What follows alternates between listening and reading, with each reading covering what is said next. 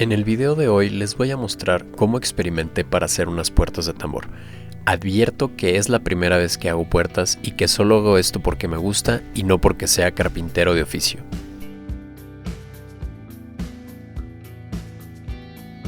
La estructura de los marcos y de las puertas va a ser de triplay de 19 milímetros y aquí comienzo con las piezas del marco. Aprovecho que tengo acceso a ambos lados de la placa para lijar las caras y también aprovecho para lijar los cantos. Una de las piezas estaba dañada de una cara y la resané con pasta automotriz. Lo siguiente fue medir las verticales. Mido del techo hacia abajo 50 centímetros para después medir de abajo hacia esa marca y no tener que doblar el flexómetro. Aprovecho para limpiar el piso que tenía algo de mezcla todavía. Corté las verticales a la medida menos 2 milímetros para tener algo de tolerancia. Marqué una línea a 5 centímetros del lado donde van a ir las bisagras para después hacer las perforaciones para los tornillos.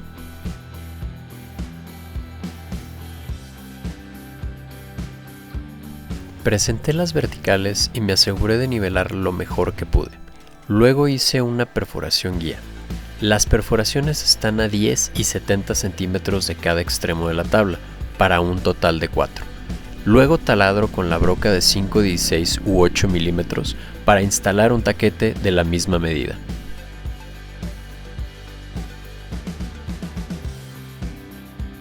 Coloco los tornillos tratando de no ajustarlo mucho, pero sí dejando la pieza firme. Mido el espacio de la parte superior para después cortar la tabla medida. Lo hice de esta manera porque el plafón tiene un desnivel hacia atrás y a los lados. Nivelo la tabla y marco la ubicación de los cortes en ambos lados de las verticales.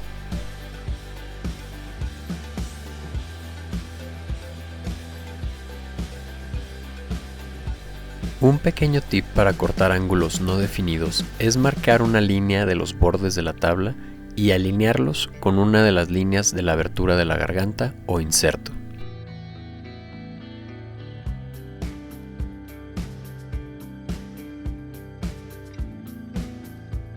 Con las piezas listas, clavo el travesaño a las verticales del marco, lo cual la verdad no funcionó como esperaba y tuve que forzar el marco para que entrara. Más adelante verán cómo lo solucioné de otra forma.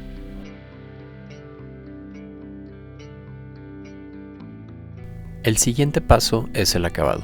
Comienzo por lijar los cantos para después colocar cubrecantos y así tener bordes más lisos.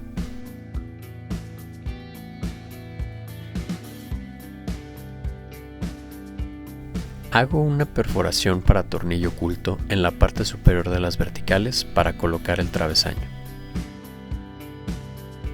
Para terminar los marcos solo falta pintarlos. En este caso utilicé una pintura con primer 2 en 1 para ahorrar tiempo.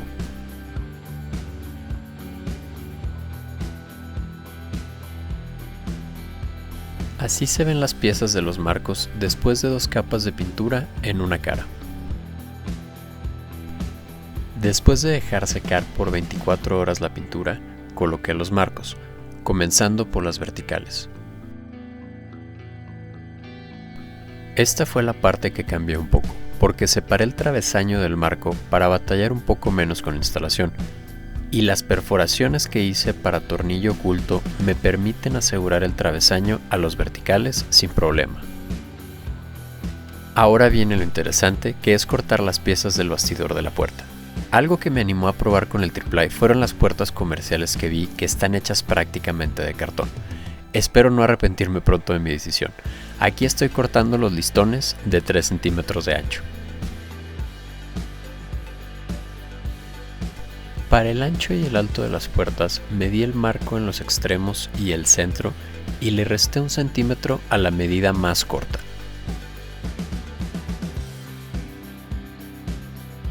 Armé el bastidor en el piso, que es la superficie más grande y plana que tengo, pero después me arrepentí de esto, así que si van a hacer una puerta sí les recomiendo tener una mesa o superficie de trabajo a una altura cómoda y lo suficientemente grande. Para armar el bastidor usé solo pegamento y clavos. Me apoyé de escuadras y también corté unos espaciadores para facilitar la unión de las piezas horizontales.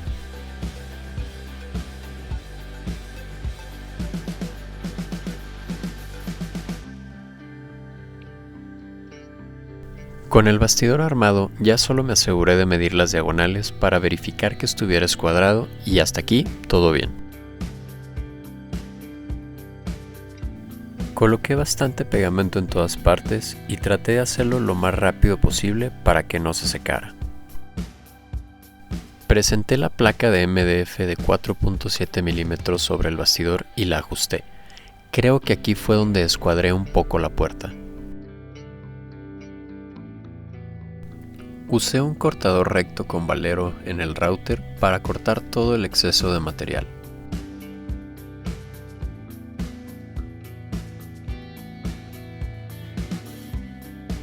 La última pieza horizontal tiene menos separación porque aquí es donde va a ir la chapa, a unos 95 centímetros de la base de la puerta. Por lo mismo, es recomendable colocar material del lado de la chapa para que ésta quede más firme.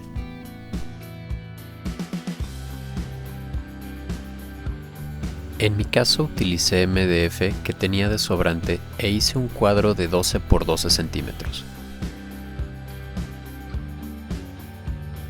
Para la puerta principal utilicé placa de espuma de poliestireno de 1 pulgada que espero ayude para dejar pasar menos ruido. Por último coloco otra vez pegamento abundante en el bastidor y presento la placa de MDF. En vez de clavar esta placa, decidí colocar peso encima. Y así queda la puerta de tambor sin acabado, que es como normalmente te venden las puertas más baratas. Para instalar las bisagras tracé una línea de 15 centímetros a cada extremo, y también para instalar una bisagra al centro.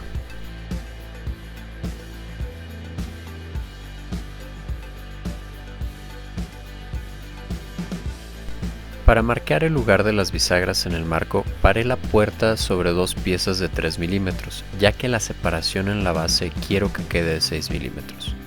Después, atornillo las bisagras al marco.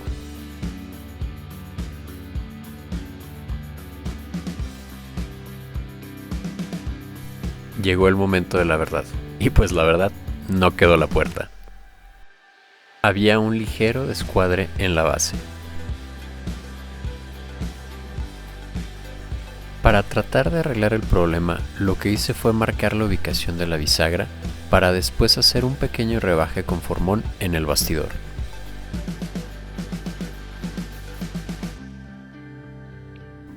También lijé la puerta hasta llegar a la línea donde topaba con el marco.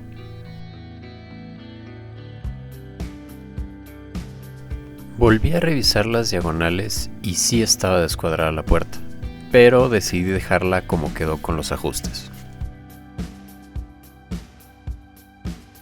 Ahora tocaba instalar la chapa, y he de decir que las guías que incluyen son bastante prácticas y más para un principiante. Solo tienes que alinear la altura que quieres, en mi caso 95 centímetros, y después marcar los centros de las perforaciones.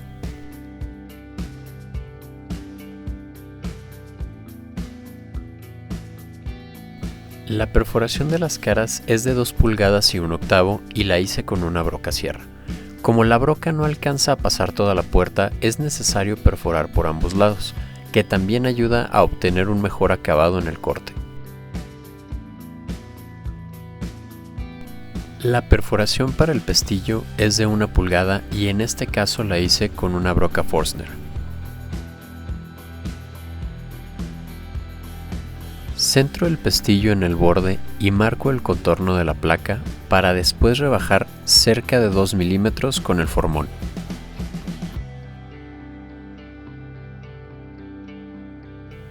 Ya solo hay que atornillar la placa del pestillo al borde para seguir con la instalación. Con el pestillo firme, ahora hay que colocar la primer perilla, o maneral en este caso, sobre la que se tiene que atornillar la otra perilla. Es importante recordar que la perilla que tiene la ranura para la llave siempre va por fuera, y la perilla con el seguro manual va por dentro de la habitación o espacio. Pruebo que el maneral y los seguros funcionen adecuadamente. Para instalar la placa de impacto, primero hay que alinear la puerta con el marco y trazar unas líneas de referencia. Después, mido la distancia del borde a la orilla de la placa. Trazo unas líneas con la medida que tomé y luego marco el centro. La perforación también es de 1 pulgada y la profundidad la dejé a la altura de la cabeza de la broca. Luego hago un rebaje con formón para que la placa quede al ras del marco y después atornillo la placa.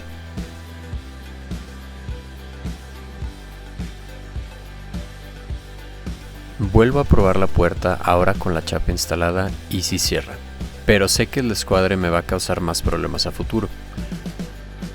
Por eso me apoyo de la sierra con guía para arreglar la puerta como debe de ser.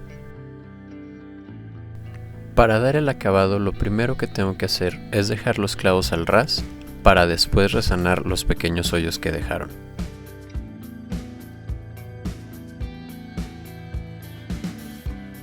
También resano los rebajes que había hecho para las bisagras porque coloqué una bisagra extra y por esto mismo tengo que cubrir las perforaciones del marco con palillos de brocheta y luego los corto al ras.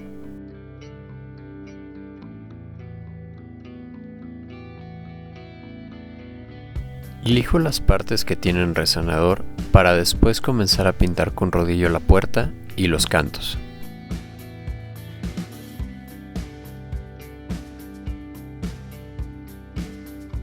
Lo siguiente es cortar los topes del marco, que en este caso voy a sacar de un tablón de 2×8. Cada borde es de 12 milímetros de espesor. Marco una línea a 4.5 centímetros del borde para poder cubrir los tornillos del marco y luego clavo los topes a la estructura del marco.